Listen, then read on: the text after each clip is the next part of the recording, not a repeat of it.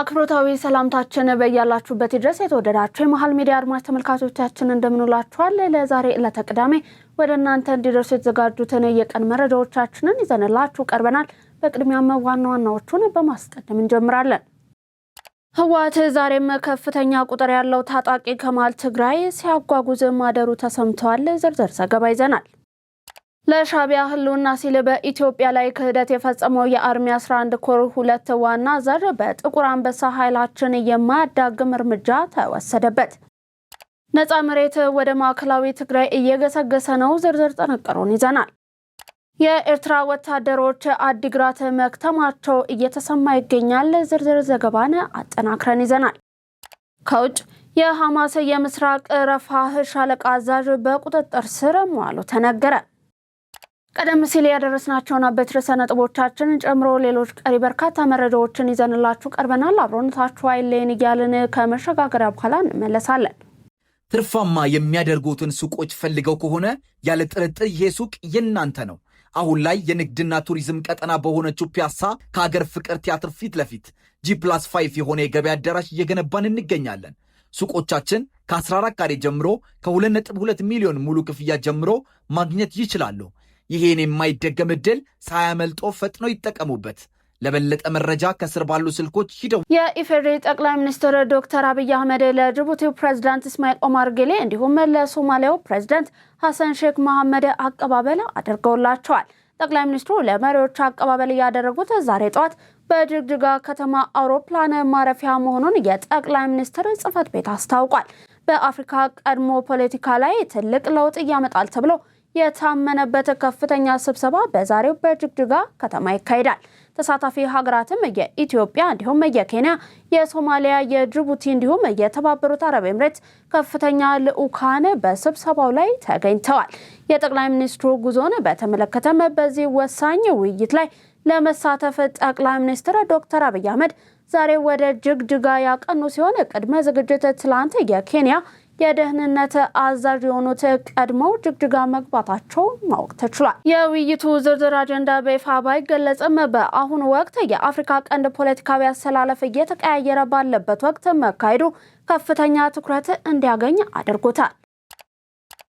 ህወሓት ዛሬም ከፍተኛ ቁጥር ያለው ታጣቂ ከመሃል ትግራይ ሲያጓጉዝ አድሯል። በምጫራ፣ በደንገብራ፣ በሰራሬ እንዲሁም 3 ቦታዎች ከፍተኛ የሆነ ውጊያ እየተደረገ ነው። በውጊያው ምጫራ ላይ ለቆረጣ የገባው ከ10 በላይ የሚሆነው የህወሓት ታጣቂ ቡድን እየተማረከ ሲሆን ሌላው እርምጃ እንደተወሰደበትም ተገልጿል። ህወሓት ሰፊ ወረራን እያደረገባቸው የሚገኘው የጠለምት ቀበሌ የሚገኙ ነዋሪዎች ከስፍራው እየተፈናቀሉ ሲሆንም ቁጥራቸው ያልታወቁ ወጣቶችም በህወሓት ታጣቂዎች ታፍነው ተወስዷል ተብሏል። በነፃ ቀጠና ያለው የጠለምት እንዲሁም አካባቢው ህዝብ የህወሓት ወረራን የሚቃወም ሰልፍም አካሂደዋል። ለሻቢያ ህልውና ሲል በኢትዮጵያ ላይ ክህደት የፈጸመው የአርሚ 11 ኮር 2 ዋና አዛዥ በጥቁር አንበሳ ኃይላችን የማያዳግም እርምጃ ተወሰደበት። ህወሓት ተደብቆ የከረመውን ከሻቢያ በጽምዶ የተቀበለውን የጦር መሳሪያ በኮንቮይ ወደ ወልቃይት ግንባር ሲያንቀሳቅስ ንጋት አካባቢ በድሮን መመታቱም ተሰምቷል። ዛሬ ማለዳም ለሻቢያ ህልውና ሲል በኢትዮጵያ ላይ ክህደት የፈጸመው የአርሚ 11 ኮር 2 ዋና አዛዥ በጥቁር አንበሳ ኃይላችን የማያዳግም እርምጃ እንደተወሰደበትም ለማወቅ ተችሏል። ነፃ መሬት ወደ ማዕከላዊ ትግራይ እየገሰገሰ ነው። በርካታ ቁጥር ያለው የህወሓት ታጣቂ ጽንፈኛውን ለመታገል በከፍተኛ ሁኔታ ወደ ሐራ መሬት እየገባ እንዲሁም የትግራይ ህዝብ ጠላት የሆነውን ስብስብ ለመታገል እየተዘጋጀ ነው። በዚህ ምክንያት ነፃ መሬት የወረደው ኃይል በቂ የሰው ኃይል እንዲሁም የመሳሪያ አቅምን አግኝቷል። በመሆኑም የሐራ መሬት ኃይል በተቆጣጠራቸው የደቡብ ምስራቅ ይዞታዎቹ እየተቀላቀሉት የሚገኙትን ለውጥ ፈላጊ ወጣቶችን ይዞ ወደ ማዕከላዊ ትግራይ እየገሰገሰ ይገኛል። በተጨማሪም የወራሪው ሻቢያና የአሸባሪው ህወሓት በወጅራት ተክሎ ሲጠቀምበት የነበሩ 2 መድፍና ዙ-23 በጀግናው መከላከያ ሰራዊታችን መውደማቸው ተሰምቷል።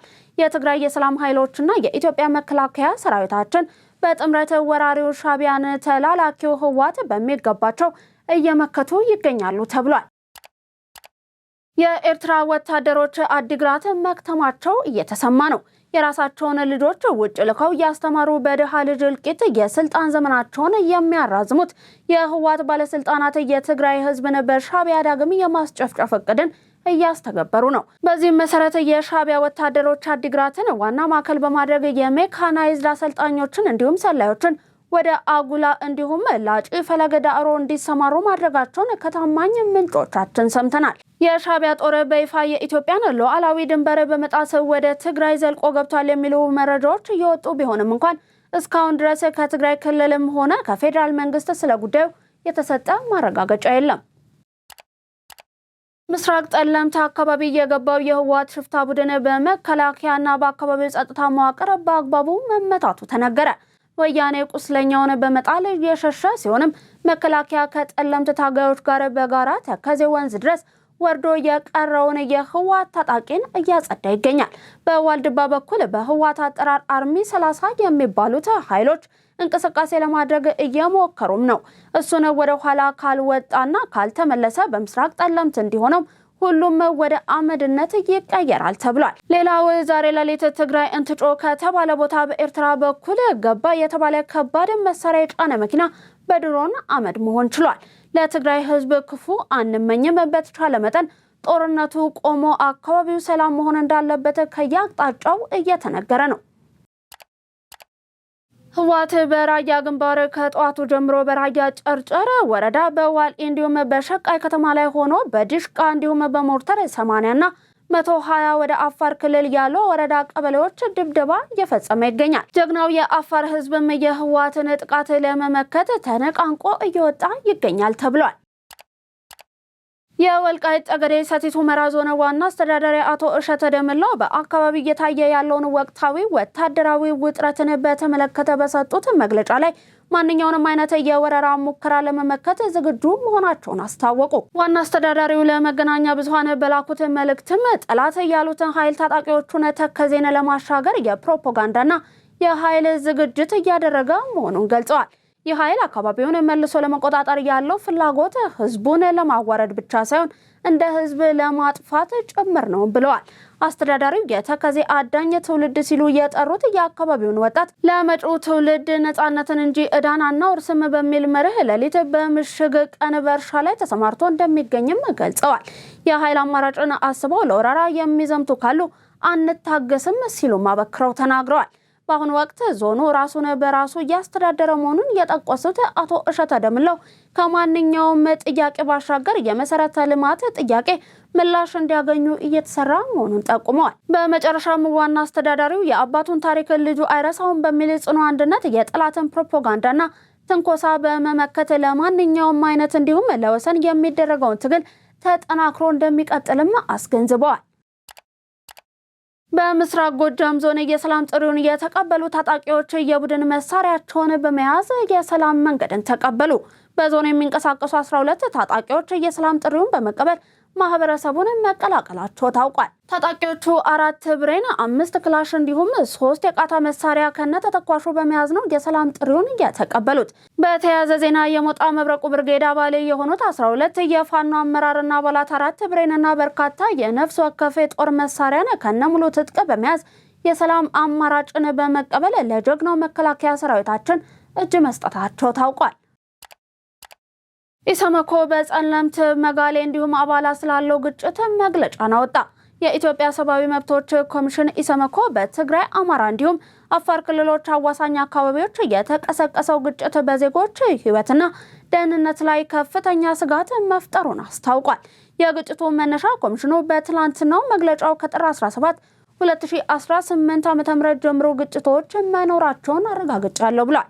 በጸለምት መጋሌ እንዲሁም አባላ የታዩት ወታደራዊ እንቅስቃሴዎች ወደ ሰፊ ጦርነት ሊያመሩ ይችላሉ የሚል ስጋት በራያ አካባቢ ነዋሪዎች ዘንድ ተፈጥሯልም ነው ያለው። በአላማጣ እንዲሁም አካባቢው አዲስ መፈናቀል መኖሩንና በሰዎች እንቅስቃሴ ላይ ገደቦች መጣላቸውንም ኮሚሽኑ ገልጿል። ግጭቱ የፕሪቶሪያውን ስምምነት ተከትሎ የተገኘውን ሰላም ወደ ኋላ የሚመልስ በመሆኑ ሁሉም ወገኖች ከጦርነት ድርጊት እንዲቆጠቡም ጠይቋል።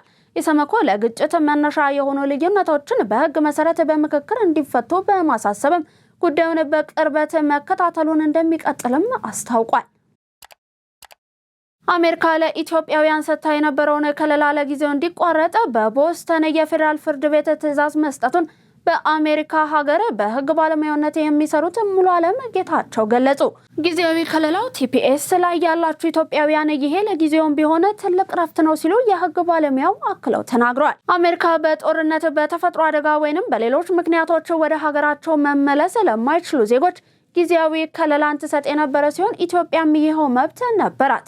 ይህ ከለላ የሚሰጣቸው ዜጎች የሀገራቸው ሁኔታ እስኪሻሻል በአሜሪካ የመኖርና የመስራት መብት ሲሰጣቸው ከአሜሪካ ከመባረር ይጠበቁ ነበር። የፕሬዝዳንት ዶናልድ ትራምፕ አስተዳደር በኢትዮጵያ ያለውን ሁኔታ ወደ ኢትዮጵያ የሚመለሱ ግለሰቦች ደህንነት ላይ ስጋት አይፈጥርም በማለት ከለላውን ማንሳቱን አሳውቆም ነበር። ይህ የትራምፕ አስተዳደር ውሳኔ ከ5000 በላይ የኢትዮጵያ ዜጎችን ተጠያቂ የሚያደርግም ነው። የቦስተን የፌዴራል ፍርድ ቤት ግን ከለላው ለጊዜው እንዲቋረጥ ሲል ትዕዛዝ መስጠቱ ታውቋል።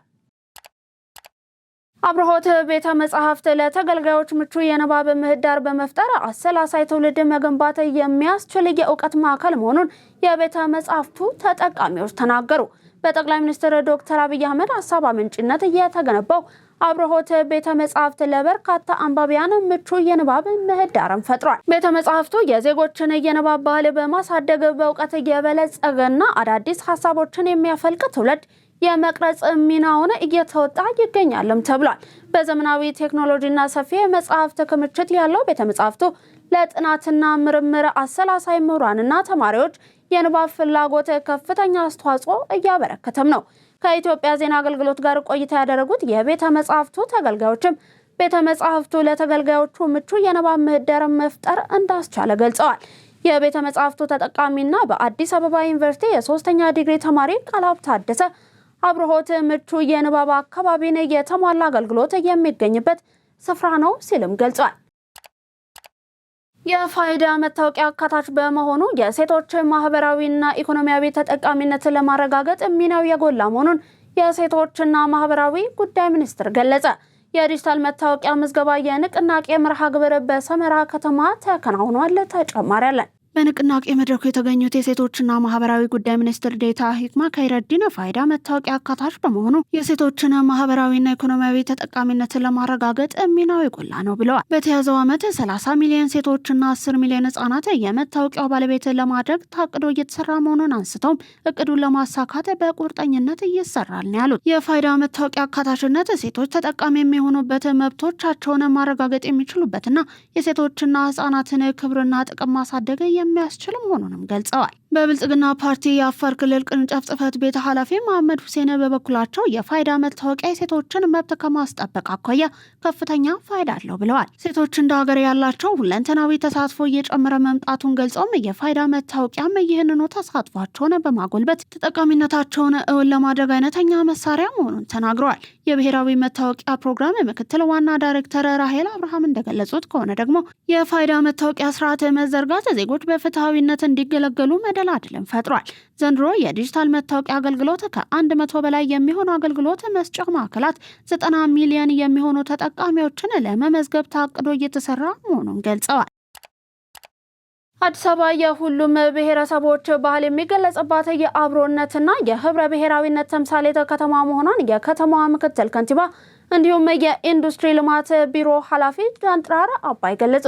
በዚህ ርዕሰ ጉዳይ ዙሪያ ዝርዝር ዘገባ ይዘናል፣ እንደሚከተለው ይቀርባል። የአዲስ አበባ ባህልና ኪነ ጥበብ ቢሮ አዲስ አበባ የባህል እንዲሁም ፈጠራ ሞዛይክ በሚል መሪ ሀሳብ ከጥር 23 እስከ 25 ቀን 2018 ዓ.ም የሚከበረው 17ኛ ከተማ አቀፍ የባህል ፌስቲቫል መክፈቻ መርሃ ግብርን አካሂዷል። አቶ ጃንጥራር አባይ በዚህ ወቅት እንዳሉት ባህል ለሀገር አንድነት እድገት መሰረት ነው። አዲስ አበባ ሁሉም ብሔሮች ብሔረሰቦችና ህዝቦች ባህል የሚገለጽበት የህብረ ብሔራዊነትና የአብሮነት ተምሳሌት ከተማ ናትም ብለዋል። በከተማው እየተሰሩ ያሉ ልማቶች ባህልን፣ ፈጠራን፣ ኪነ ጥበብንና ስፖርትን ታሳቢ ያደረጉና እንዲለሙ እንዲተዋወቁ ምቹ ዕድል እየፈጠሩ መሆናቸውንም ጠቁመዋል። ለዘርፉ እድገት ከተማዋ ትኩረት ሰጥታ እየሰራች መሆኑን ጠቁመው በርካታ ስፖርት ማዘውተሪያዎች ለኪነ ጥበብ ዘርፍ እድገት ትልቅ ሚና ያላቸው መዝናኛ ስፍራዎች መገንባታቸውን ገልጸዋል። የአዲስ አበባ ባህልና ኪነ ጥበብ ቢሮ ኃላፊ ዶክተር ሂሩክ ካሳው በአዲስ አበባ የሚገኙ የተለያዩ ባህሎች፣ እሴትና ቅርሶች ለቱሪዝም መስህብነት እንዲውሉና እንዲተዋወቁ በትኩረት እየተሰራ ነው ብለዋል። ከተማ አቀፍ የባህል ፌስቲቫል ባህላዊ ሴቶቻችንን በማልማትና በማስተዋወቅ ህብረ ብሔራዊነታችን እንዲጠናከር ለማስቻል ያለመ መሆኑንም ገልጸዋል። በግብርናና ገጠር ልማት ፖሊሲው የተያዙ ግቦችን ለማሳካት የተደረገው ርብርብ የምግብ ሉዓላዊነትን እንዲያረጋግጥ መሰረት እየጣለ መሆኑን የግብርና ሚኒስትሩ አዲሱ አረጋ ገለጹ። የግብርና ሚኒስቴርና ተጠሪ ተቋማት የ2018 በጀት ዓመት የ6 ወራት የስራ አፈጻጸም ግምገማን በአዳማ ከተማ እያካሄደ ይገኛል። አቶ አዲሱ አረጋ በመድረኩ እንደገለጹት ባለፉት 6 ወራት ውስጥ የግብርናውን ዘርፍ ለማሻሻል የተሰሩ ስራዎች ውጤታማ ነበሩ ብለዋል። በግብርና ግብአት አቅርቦት፣ በግብርና ሜካናይዝድ፣ በዝርያ ማሻሻል፣ በተፈጥሮና አካባቢ ጥበቃ ስራዎች በተከናወኑ ተግባራት የተሻሻለ ውጤት መመዝገቡንም አንስተዋል። ምርትና ምርታማነትን ለማሳደግ የአፈር ማዳበሪያ ግዥ መፈጸሙንና ለአርሶ አደሩም እየተከፋፈለ መሆኑን ጠቅሰው በበጋ መስኖ ስንዴ ልማትም 3.7 ሚሊዮን ሄክታር በዘር መሸፈን መቻሉን አስረድተዋል። የግብርና ሜካናይዜሽን በማስፋፋትም ባለፉት 6 ወራት ውስጥ 147 ባለሀብቶች 101,000 ሄክታር መሬት ተረክበው ወደ ልማት መግባታቸውን አመልክተዋል። የተወደዳችሁ የመሃል ሚዲያ አድማጭ ተመልካቾቻችን እየተመለከታችሁ የምትገኙት ወደ እናንተ እየደረሰ የሚገኘውን ለዛሬ ለተቅዳሜ የተዘጋጁትን የቀን መረጃዎቻችንን ነው። ከውጭ ያዝናችሁ አለፍን። ድርጅታችን ሰመር ሪል ስቴት በተወዳጁና የዲፕሎማቲክ መንደር በሆነው በእንግሊዝ ኤምባሲ በ2 ዓመት ውስጥ የሚጠናቀቀው ሳይት ላይ የገና በዓል ምክንያት በማድረግ ለ20 ደንበኞች ብቻ በቅናሽ ዋጋ በካሬ በ74,000 ብር ብቻ የቤት ባለቤት አድርጓቸዋል። አሁን ደግሞ የደንበኞችን ጥያቄ መሰረት በማድረግ በመጪው የጥምቀት በዓል ቀድመው ለሚመጡ 10 ደንበኞች ብቻ ተጨማሪ እስከ 35% የሚደርስ ቅናሽ አዘጋጅቶ እየጠበቁት ነው። የግንባታ ዲዛይኑም ከዚህ በፊት የአድዋ 00 የሳይንስ ሙዚየምንና የህንድ ኤምባሲን በሰሩ ጉምቱ ባለሙያዎች እየተሰራ መሆኑ ቤቶቹን እጅግ ተፈላጊ አድርጓቸዋል። እነዚህም ቤቶች በ10% ቅድመ ክፍያ ከ50% የባንክ ብድር ጋር ለማስተናገድ ዝግጅታችንን ጨርሰናል። ታዲያ ምን ይጠብቃሉ? የዚህ ድል ተጠቃሚ ለመሆን ከታች ባለው ስልክ ይደውሉ። የሐማስ የምስራቅ ረፋህ ሻለቃ አዛዥ በቁጥጥር ስር መዋላቸው ተነገረ። የእስራኤል መከላከያ ሰራዊት IDF ዛሬ ባወጣው መግለጫ መሰረትም በደቡባዊ ጋዛ በረፋ አካባቢ ከሚገኘው የመሬት ስር መተላለፊያ ለማምለጥ ሲሞክር የነበረውን የሐማስ የምስራቅ ረፋህ ሻለቃ ቁልፍ አዛዥ በቁጥጥር ስር መዋሉን አስታውቋል። ትላንት ሌሊት 8 የሚሆኑ የሐማስ ታጣቂዎች ከመሬት ስር መተላለፊያ ሲወጡ በእስራኤል የአየር ድብደባ የተፈጸመባቸው ሲሆንም 3ቱ ወዲያውኑ ተገድለዋል ተብሏል። አዛዡ ግን ለማምለጥና ለመደበቅ ሲሞክሩ መያዛቸው ነው ሰራዊቱ የተናገረው። ምንም እንኳን የእስራኤል ጦር እኛ ነን የያዝነው ቢልም በማህበራዊ ሚዲያ የሚሰራጩ ተንቀሳቃሽ ምስሎች ግን አዛዡ የተያዘው በረፋ አካባቢ በሚንቀሳቀሰውና ሐማስን በሚቃወመው አቡ ሻባብ በተሰኘ ሚሊሻ እንደሆነ ያሳያል። ሚሊሻው አዛዡን ከያዘ በኋላ ለIDF አሳልፎ እንደሰጠውም ነው የተነገረው። ለእስራኤል ሰራዊት እንዲሁም የሺን ቤት የደህንነት ተቋም በአካባቢው የቀሩት ሌሎች ታጣቂዎችን ለማግኘትና ለመደምሰስ ፍለጋቸውን ቀጥለዋል። የተወደዳችሁ የመሃል ሚዲያ አድማጭ ተመልካቾቻችን ለዛሬ ለተቅዳሜ ወደ እናንተ እንዲደርሱ ያዘጋጀናቸው የቀን መረጃዎቻችንን አበቃን። አብራችሁን ስለነበራችሁ እናመሰግናለን። ዜናውን ላይክ እና ሼር፣ ሚዲያችንን ሰብስክራይብ በማድረግ ቤተሰብነታችሁን ታጠነክሩ ዘንድ የአክብሮት ግብዣችን ነው። በእኔ ቦታ በቃው ሰነቀን ተመኘን።